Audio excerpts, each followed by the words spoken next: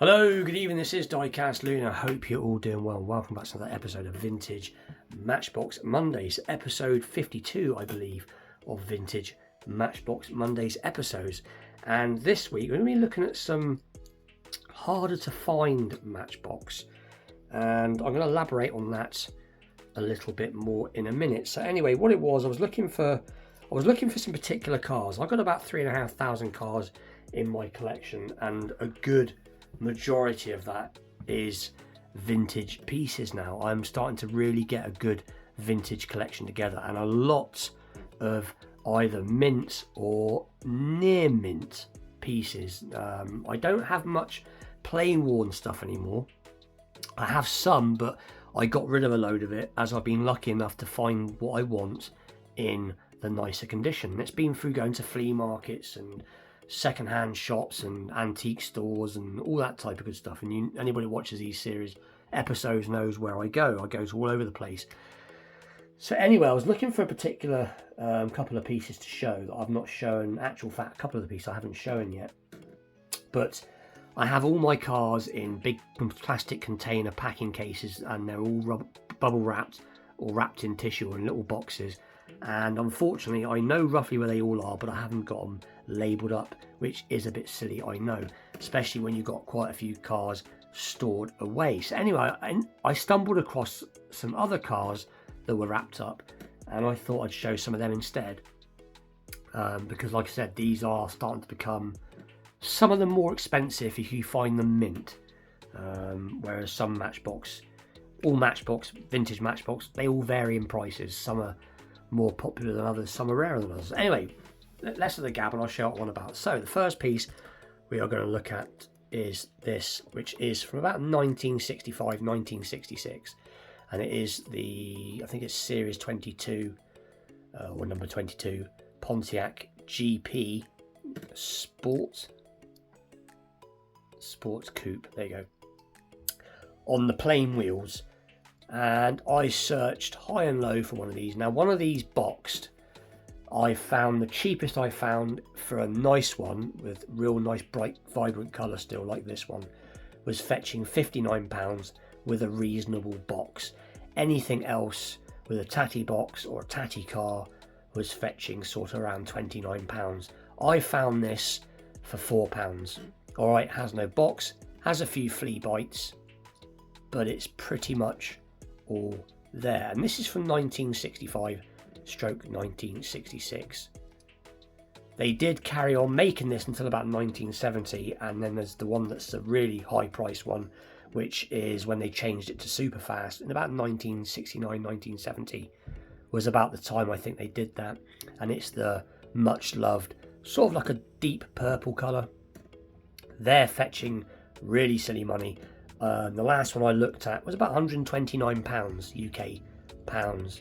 So I will get one. You just got to wait. They come along. But this, for the money, is fantastic. Like I said, it's not mint, but it's near enough. It is in very good survivor condition, as you can see. And that's what most of my cars are like now. They're either, majority of my cars now, a good 90% of my cars are mint, and a good majority of them is what I call survivor condition, which is what that is, and very few play worn now. The next one we're going to take a look at is another particular favourite of mine, another one I was after for a while. I've got quite a few Rolls Royces in my collection. This one is the Matchbox Series number 69. As you can see, Rolls-Royce Silver Shadow Coupe. But this was one I was particularly after, as with the Superfast wheels. And these are the transitional wheels. When Superfast first started, they were all thin. And they were trying to, I think they were trying to do a similar sort of thing to Hot Wheels. They had that sort of, this outer bit does pop off if I remember right, or they're on like a little bearingy type thing. But this was the transitional wheels, because the wheels actually, not long after this, they got quite a bit wider, and then as time went on, they got quite wider. They got wider and wider and wider. But most of the time you find these have got the slightly wider wheels. but this was in pretty much near mint condition, apart from one little chip on that back corner. But I don't care because it's not on display at the moment, and it's packed away at the second. It does have an opening boot or trunk if you're American.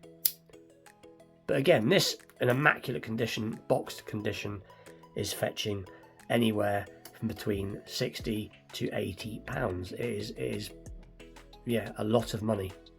And again, this was £2 from a flea market, so very happy to have that. And like I said, I have shown some of these before, but I just thought I'd show them again. Like I said, this is a particular nice one. Again, trying to find these is quite, for some reason, because I don't know why certain ones are and certain ones aren't, but again, this is on the transitional sort of wheels. There you go. It is the number 14.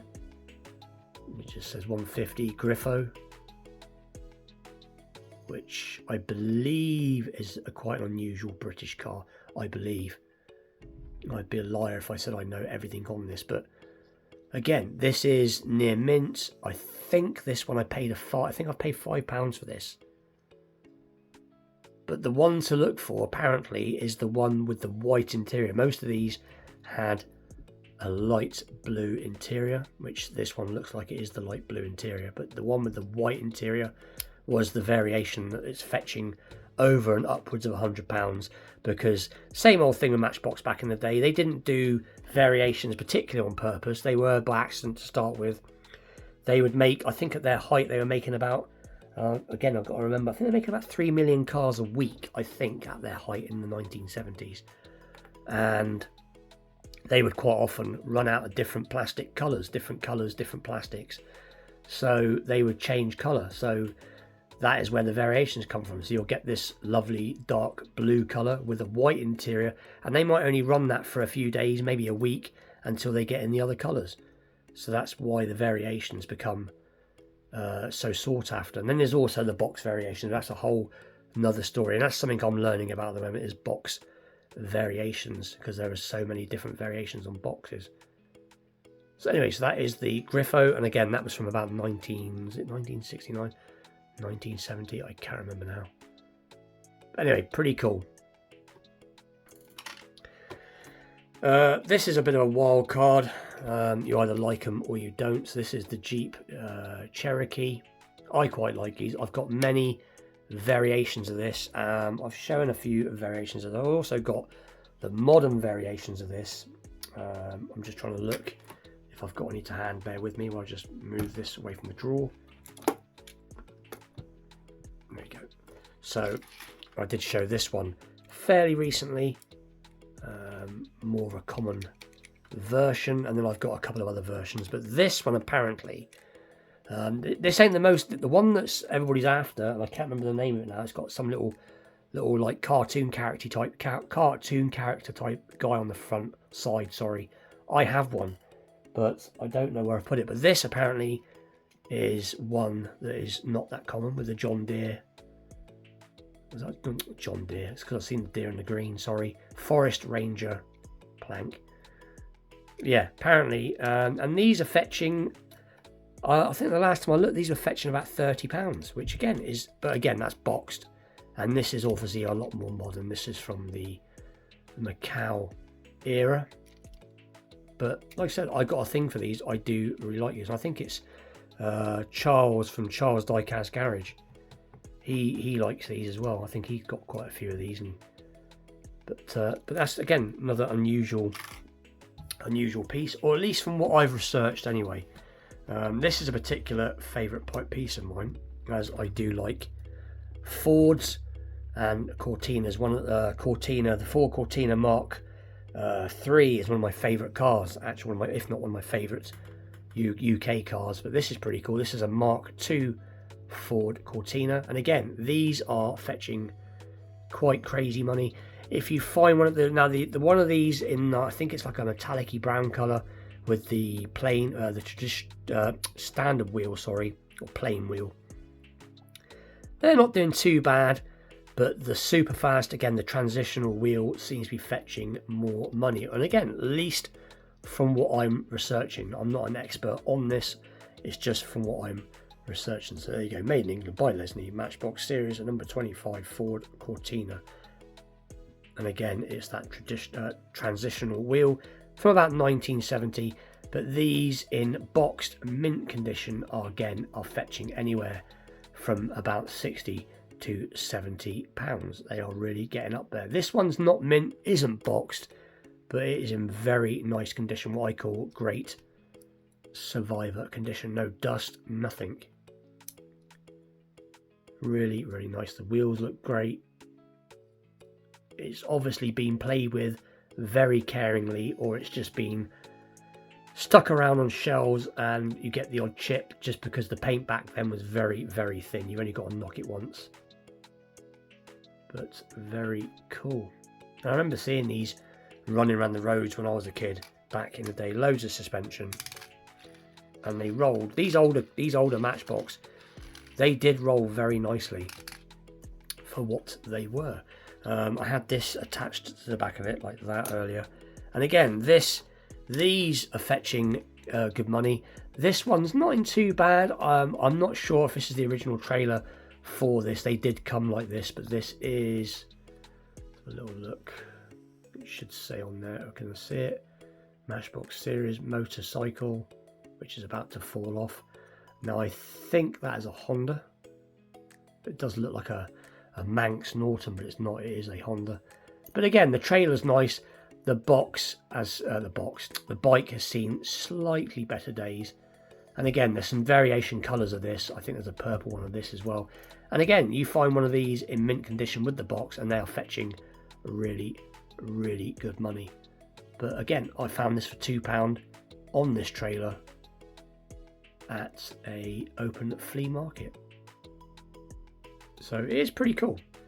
Hopefully I might find an even better condition one at some point in the future.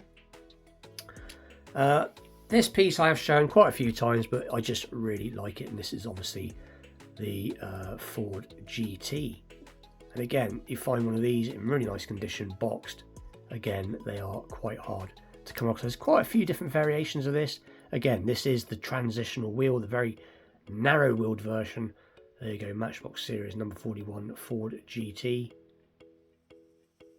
But this is in really nice condition. And again, it was from the same place that I got the Rolls Royce and the motorbike and trailer and a few other ones. These were ones I was picking up after work on a Saturday at an open air flea market. And again, I think I paid £2 for this. They're not expensive. And like I said, I don't mind them in this condition. This is what I call survivor condition. I like them. If anything, I actually prefer them like this. Mint in box is always awesome. Never turn down a mint in box. But you find them like this at that price, at these prices, and they are awesome. And the last one's a bit of a wild card. I just thought I'd show it. It's not a Matchbox. It is a Corgi, and it's a particular one that I just like. I've just sent one, funnily enough, off to Paul from Which City Collector. I've just sent him a blue version. This is the yellow version, Renault 5 GT Turbo, I believe. Maybe it's a little look. Yeah, Renault 5 Turbo. And they did do them in blue, and they did do them in yellow, and I think they did them in green. But apparently this, and again, this is only from what I've been told, and then I researched it. I didn't pay a lot for this. I think this again was about £1.50, £2, something like it. It wasn't expensive. And apparently, because it has a white interior, it's hard to come across. And I've got quite a few Corgis that apparently are unusual, which I will have to show in maybe a vintage Corgi Mondays. But I just thought I'd show this in only because it was in the same box, wrapped up in with the Matchbox. But like I said, I've just sent Paul one of these. His is a boxed blue one, very nice condition. This is not as tidy, but nearly as tidy. But anyway, that's another episode. I hope you enjoyed it. A bit different. Hopefully I will find the box with the cars that I wanted to show. most likely tomorrow or something stupid like that, but that's fine. That'll be for next week. I have got some pieces that I've put back, and I'll probably go and pick them up some point this week. So next week I'll probably do all the pieces that I wanted to show and some of the new pieces that I've put aside as well. So we'll have some fresh stuff to unbox, if you want to call it that. And while I was at it, I just thought I'd show this very cool trailer. This was only 50p because the little hitch has broke, as you can see, but I'm going to do something with this, but it still displays nice. This is obviously a much earlier trailer, so this is from about the late 50s, very early 60s. There you go. It just says number 23. Oh, look, there's a bluebird dolphin. I can't see it, don't know, but it is very cool. On tow, number plate, no interior. So anyway, with that, please like, share, subscribe. Stay tuned for more episodes, and I'll see you all very soon. Thank you very much for watching. Take care.